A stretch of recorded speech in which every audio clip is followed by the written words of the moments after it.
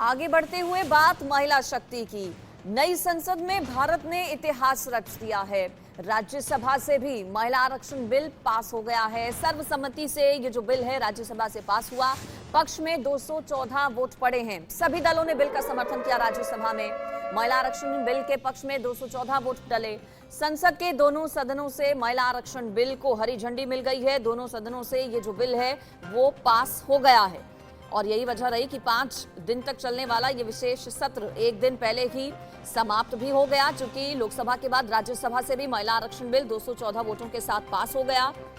अनिश्चितकाल के लिए इसके बाद दोनों ही सदनों को स्थगित कर दिया गया है। प्रधानमंत्री नरेंद्र मोदी इसके बाद लोकसभा भी पहुंचे, जहां पर प्रधानमंत्री नरेंद्र मोदी की तरफ से सभी दलों का धन्यवाद किया गया। 18 सितंबर से ये विशेष सत्र शुरू हुआ था। नई संसद में ये सत्र चला। आज तक ये सत्र चलना था 22 सितंबर तक, लेकिन बीते कल यानी कि 21 तारीख को ही ये सत्र अनिश्चितकाल के लिए स्थगित हो गया।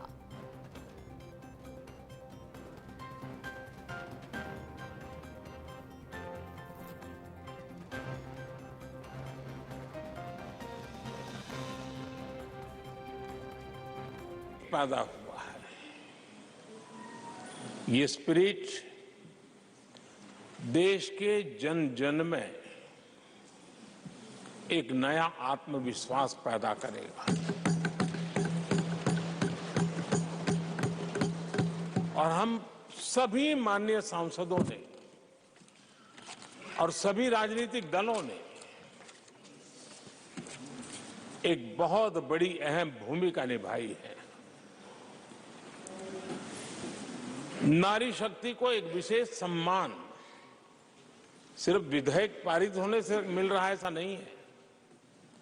इस विधेयक के प्रति देश के सभी राजनीतिक दलों की सकारात्मक सोच होना ये हमारे देश की नारी शक्ति को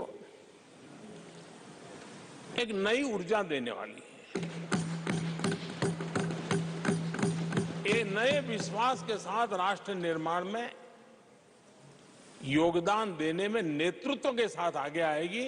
ये अपने आप में भी हमारे उज्जवल भविष्य की गारंटी बनने वाली है। और राज्यसभा सांसद कार्तिकेय शर्मा ने महिला आरक्षण बिल पर क्या कहा, ये सुनिए। Sir, I rise to in the favor of the Nari Shakti Vandan bill, the 128th Amendment bill. I want to start my speech with 2 lines from Nawaz Deobandi, which says, सफर में मुश्किलें आए तो जुर्रत और बढ़ती है, सफर में मुश्किलें आए तो जुर्रत और बढ़ती है, कोई जब रास्ता रोके तो हिम्मत और बढ़ती है. Chairman sir, I stand before you as the strongest supporter of women's reservation bill, as I believe the time has come and we can't wait any longer. The first Prime Minister, Pandit Nehru, in his letter to the Chief Ministers wrote, and I quote, "The future of India will probably depend ultimately more upon the women than men." These words of the first Prime Minister were prophetic. I am proud to say that I am the part of the Parliament under the leadership of Honorable Prime Minister Narendra Modi ji, who has shown grit and determination and a unique foresight to turn it into a reality. Just before me, a couple of minutes ago, a senior member of Parliament was talking about doers and talkers. I would like to highlight that Prime Minister has shown by bringing this bill that he's a doer and not a talker. I come from the state of Haryana, which had for the longest time grappled with the issue of unequal sex ratio. The sex ratio in Haryana was 879 females for 1,000 males in 2001, but has shown steady improvement since 2015, when the Prime Minister Narendra Modi launched the Beti Bachao Beti Padhao Andolan from Haryana. Sir, I would like to inform the House that in 2022, the ratio has improved to 917. It has increased by 85 points. This shows the initiative backed by the state and the firm commitment by the government. Sir, in the first general elections, there were 66 women who contested and 19 were elected to the House of People. Even though we have made rapid strides in women representation in Parliament, and local bodies down to the lowest level, much remains to be done, and thus I back this bill wholeheartedly. Lasting revolutions are not achieved overnight. They require a civil society awakening. This bill is taking us in that direction, sir. So, writing in the Harijan on the 21st of April 1946, Gandhiji emphasized the need to, and I quote, enroll women as voters, impart or have imparted to them practical education, teach them to think independently, release them from the chains of caste that bind them so as to bring about change in them. If they will do this, they will purify the present unclean atmosphere. Sir, he prophetically said, as long as the women of India do not take part in public life, there can be no salvation for the country. Adoption of our constitution brought a new era of equity and equality for women in India. It guarantees equal political rights, including the right to vote to women. Not only does that constitution guarantee equal political status to women, there is even a scope for positive discrimination in their favor, as it is evident in Article 15(3) of the Constitution. Article 14 provides for equality before law. Article 39A states that the state shall direct its policy towards securing equity to men and women, the right to an adequate means of livelihood. And 39D enjoins the state to direct its policy towards securing equal pay for equal work for both men and women. So Article 42 provides for securing just and humane conditions of work for maternity relief. And Article 51A(e) refers to the fundamental duty of citizens to renounce practices derogatory to the dignity of women. Sir, in the words of B.R. Ambedkar, I measure the progress of a community by the degree of progress which women have achieved. In 1975, the Committee on the Status of Women in India commented on the declining political representation of women in India through majority. Though majority within the CWSI were against reservation in the legislative bodies, all members agreed on reservation for women in local bodies. The National Perspective Plan from 1988 to 2000 also recommended 30% reservation for women in all elected bodies, although the document was not clear whether the reservation was through nomination or election. The BJP government had repeatedly reinstated the bill in Parliament in 1998, 99, 2002 and 2003. The Congress, when it came to power in 2004, prompted the UPA to integrate the bill into the common minimum system and tried to introduce the bill with a little progress. It was opposed by its own partners who were a part of the government. Sir, a very senior member of Parliament before me said, that this decision has been taken by brain and not by heart. Sir, these decisions are taken by brain, heart and soul all put together. You need a will of steel to implement these decisions. And that is what is being done by the current government. Sir, in the last decade of the 20th century, the issue of political empowerment of women gained momentum throughout the world. In the 1990, the United Nations Economic and Social Council endorsed a target of 30% women in decision-making positions in the world by 1995. This target was far from being met in 1995. Only 10% of the world's parliamentarians were women. Back home, in the Rajya Sabha, we have 31 women MPs, whereas in the Lok Sabha, we have 82 women MPs. Among the state legislature, the average representation of women MLAs is about only 7%.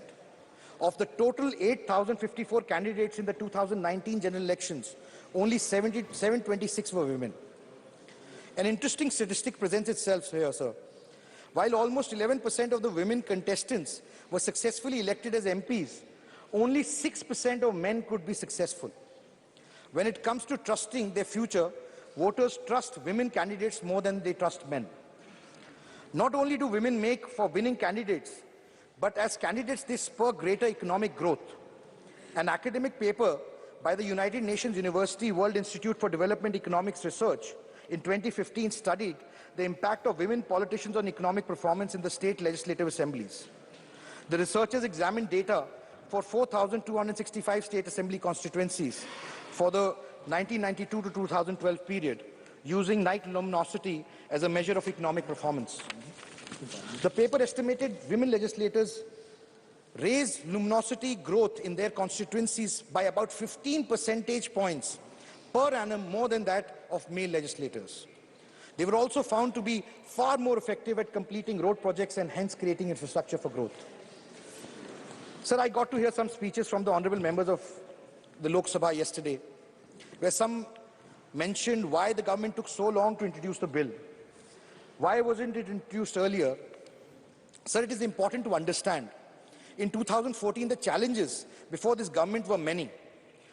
Women had the right to vote, but no toilets, no gas connections, no access to equal opportunities, and very little representation. One of the most celebrated campaigns of the Honorable Prime Minister Modi and this government, the Swachh Bharat mission, was launched with the idea of building toilets. It was done with an effort to restore the dignity and privacy of women. Some people complained toilets have been built, but there was irregular supply of water, no water. I would like to say to them, be patient. Such a mammoth campaign are bound to come with some learnings and challenges. Today, most of them have regular water supply. Sir, I'm a positive person. I'm an optimist, not a pessimist. And I believe in the positivity and the power of change. Soon after people complained, women in rural India were still cooking food with cow dung cakes or wood, leading to health hazards. Today, almost all homes have gas connections. It is important to understand the change has not happened overnight. It requires assistance of society and change in the mindset. Sir, in the words of Victor Hugo, no one can stop an idea whose time has come. Sir, the idea of women's reservation has come, and no one can stop it. As the Honorable Prime Minister said, the country can't wait anymore. Sir, research has shown that when women are empowered, the entire nation is empowered. And women legislators are more. Sir, I will seek your indulgence to just complete my maiden speech, sir. Sir, I thought I would mention some of the top women leaders, scientists, engineers, businesswomen, social workers at the end of my speech. But I was writing their names and I got a feeling that being a successful female leader in the field cannot be their identity. For they have outgrown their genders. In a male-dominated world, they are not successful because they are women. They are successful despite of it. It is our narrow lens that we see them in gendered roles. It is our shortcoming that we see their gender first before we see their capabilities and their talent. It is the men who need to change their view and start treating them as equal colleagues. Sir, I would like to express my heartfelt gratitude to the Honorable Prime Minister, who has been able to reorganize, bring on track this bill which had been derailed for the longest time. And in a time where the whole world is going through difficult times, whether it's climate change, hostile nations, income inequalities, only the healing and caring touch of a mother can save humanity from falling further down. Sir, discuss as much as we may, debate, fight, shout, do whatever. But the bottom line is that such a provision cannot wait any longer. It is our need. Sir, I would like to finish my speech with a few lines from the famous poet Dushyant Kumar. हो गई है पीर पर्वत सी, हो गई है पीर पर्वत सी, पिघलनी चाहिए, इस हिमालय से भी कोई गंगा निकलनी चाहिए. हो गई है पीर पर्वत सी, पिघलनी चाहिए, इस हिमालय से भी कोई गंगा निकलनी चाहिए. सिर्फ हंगामा खड़ा करना मेरा मकसद नहीं, मेरी कोशिश है कि सूरत बदलनी चाहिए. धन्यवाद. Sir, I only want to say that let us come together and change the picture of the Indian polity. Let us unanimously support the bill. Otherwise, when history is written, people who are standing on the other side will not be judged kindly. Thank you so much, sir. धन्यवाद माननीय कार्तिकेय शर्मा जी. तो महिला शक्ति वंदन अब bill नहीं बल्कि कानून बन जाएगा, राष्ट्रपति की टेबल पर पहुंच जाएगा और आज का दिन ऐतिहासिक इसलिए कहा जा रहा है.